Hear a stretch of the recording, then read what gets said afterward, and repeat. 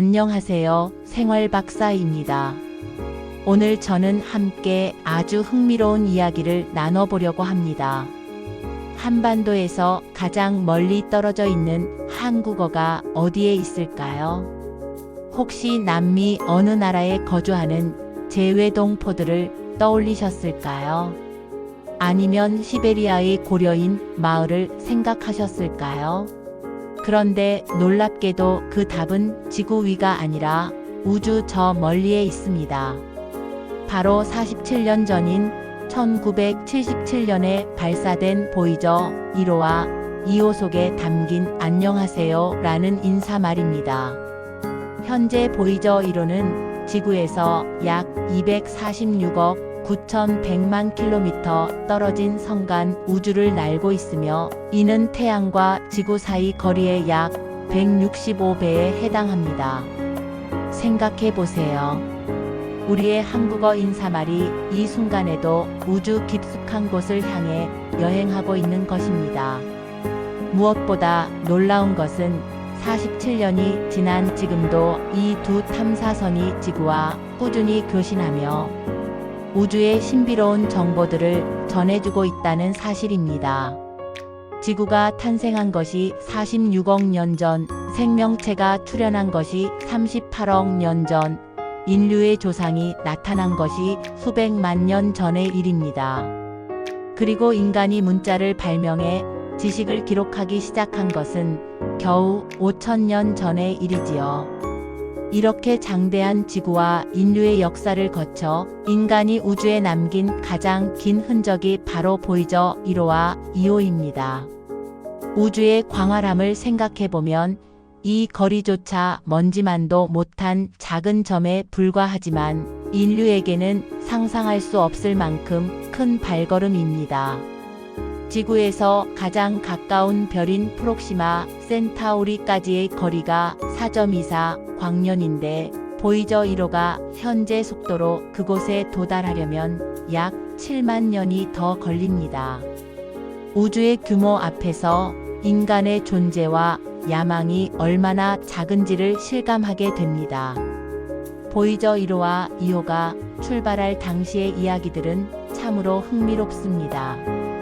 1977년 8월 20일 보이저 2호가 먼저 발사되고 9월 5일 보이저 1호가 뒤따라 발사되었는데 번호가 뒤바뀐 이유는 1호가 더 빠른 경로로 목성에 먼저 도달할 예정이었기 때문입니다.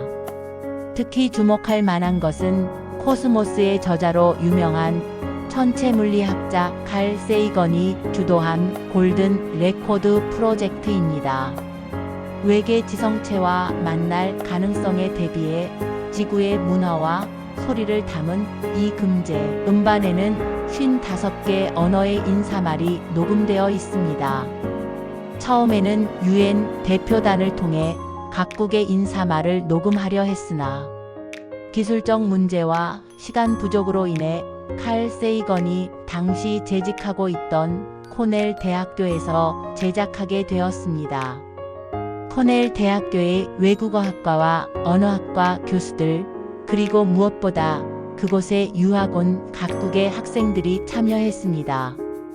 한국어 안녕하세요. 또 당시 코넬 대학교에 유학 와 있던 한국인 여학생이 녹음한 것으로 추정됩니다.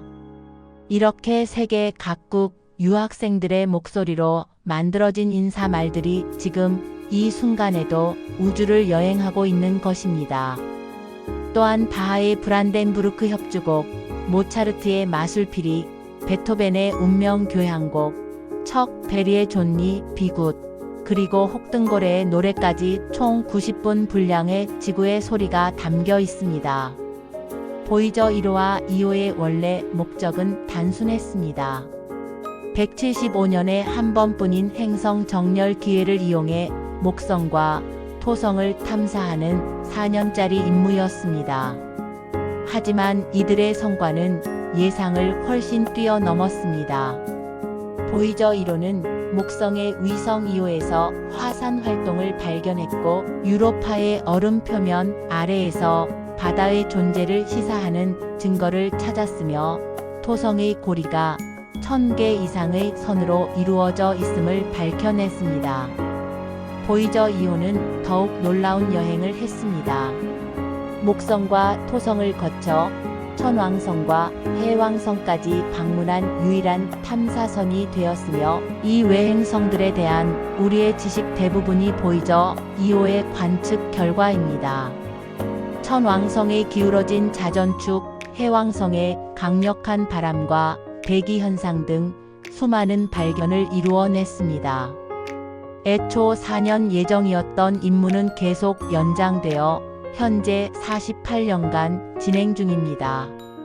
현재 보이저 1호와 2호가 위치한 곳은 태양권 계면을 넘어선 성간 우주입니다. 태양권 계면은 태양풍과 성간물질이 만나는 경계면으로 지구에서 약 100천문단위, 즉 태양과 지구 사이 거리의 100배인 약 150억 킬로미터 지점에 위치합니다. 성간 우주란 별과 별 사이의 공간을 말하며 완전한 진공이 아니라 희박한 가스와 먼지, 플라즈마로 이루어져 있습니다. 이들이 이렇게 오랫동안 비행할 수 있는 이유는 플루토늄 238을 연료로 하는 방사성 동위원소 열전기 발전기 RTG 덕분입니다.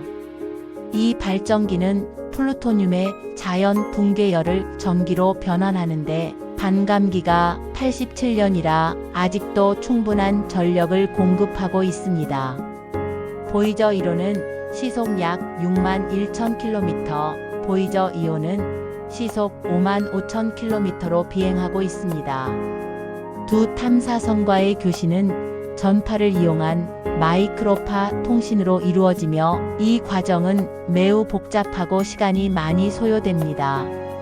현재 보이저 1호는 지구에서 약 240억 킬로미터 떨어져 있어 지구에서 보낸 신호가 보이저 1호에 도달하는 데만 22.5시간이 걸립니다. 따라서 지구에서 명령을 보내고 탐사선의 응답을 받기까지는 총 45시간이 소요됩니다. 이러한 교신은 나사의 딥스페이스 네트워크 DSN을 통해 이루어지며, 미국 캘리포니아주 골드스톤, 스페인 마드리드, 호주 캔버라에 위치한 3개의 대형 안테나 기지가 지구의 자전에 맞춰 24시간 교대로 운영됩니다. 각 기지에는 직경 70m의 거대한 파라볼라 안테나가 있어 매우 미약한 신호도 수신할 수 있습니다. 여러분, 잠깐 상상해 보세요. 우주 저 멀리에서 아주 약한 신호가 날아와 지구의 안테나가 그것을 포착하는 순간을요. 그 신호 속에는 47년 전 인류의 꿈과 희망이 담겨 있습니다. 47년간의 긴 여행 동안 수많은 고장과 위기가 있었습니다. 보이저 1호는 2023년 컴퓨터 오류로 5개월간 의미 없는 신호만 보내다가 나사의 원격 수리로 기적적으로 되살아났고, 최근에는 21년간 작동하지 않던 백업 추진기를 성공적으로 재가동시키기도 했습니다. 보이저 2호 역시 2023년 7월 잘못된 명령으로 인해 2주간 교신이 끊어졌다가 성간 외침이라 불리는 강력한 신호를 통해 통신을 회복했습니다. 현재 두 탐사선 모두 비교적 양호한 상태를 유지하고 있으며 2030년경까지는 지구와의 교신이 가능할 것으로 예상됩니다. 보이저와의 교신 상황과 데이터는 나사의 DSN Now 웹사이트에서 실시간으로 공개되고 있습니다. 이 사이트는 5초마다 업데이트되며 전 세계 3개 DSN 기지의 안테나가 어떤 우주선과 통신하고 있는지, 데이터 전송 속도는 얼마인지, 신호가 오가는데 걸리는 시간 등의 정보를 실시간으로 제공합니다. 보이저 1호와 2호의 앞으로의 여정은 더욱 장대합니다. 이들은 약 300년 후 태양계의 외부 경계인 오르트 구름에 도달하고 완전히 벗어나는 데는 무려 3만 년이 걸릴 것으로 예상됩니다. 보이저 1호는 약 4만 년 후 적색 외성 로스 248 근처를, 보이저 2호는 약 29만 6천 년 후 시리우스 근처를 지날 예정입니다. 그러나 전체 우주에서는 이 거리 또한 보잘것없는 수준입니다. 최근 제임스 웹 우주망 원경이 발견한 것들을 보면 우주의 진정한 크기를 실감할 수 있습니다. 허블 우주망 원경이 관측한 100억 광년 이상 떨어진 은하들, 제임스 웹이 발견한 124 광년 거리의 외계 행성에서의 생명체 징후, 이런 발견들 앞에서 보이저의 240억 킬로미터 여행은 우리 은하 지름의 1000조분의 1도 안 되는 거리에 불과합니다. 지구로 다시 돌아와 볼까요? 파란 행성 지구 위에서는 매일 골치 아픈 일들이 일어나는 것 같습니다. 2025년 현재 세계는 여러 분쟁과 갈등으로 몸살을 앓고 있습니다.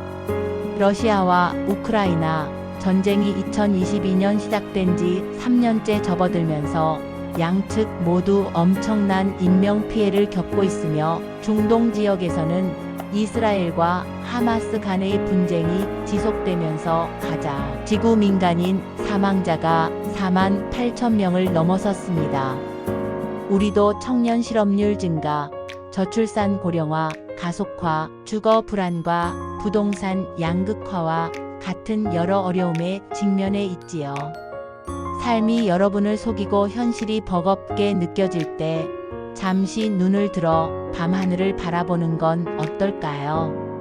저는 보이저 1호와 2호를 생각해 보다가 아무도 없고 캄캄하기만 한 공간을 탐험하는 보이저들은 무섭지는 않을까를 생각해 봤습니다. 그런데 말입니다. 그런 보이저도 거기 있는데 지금의 내 눈앞의 어려움쯤이야 충분히 이겨낼 수 있지 않을까요?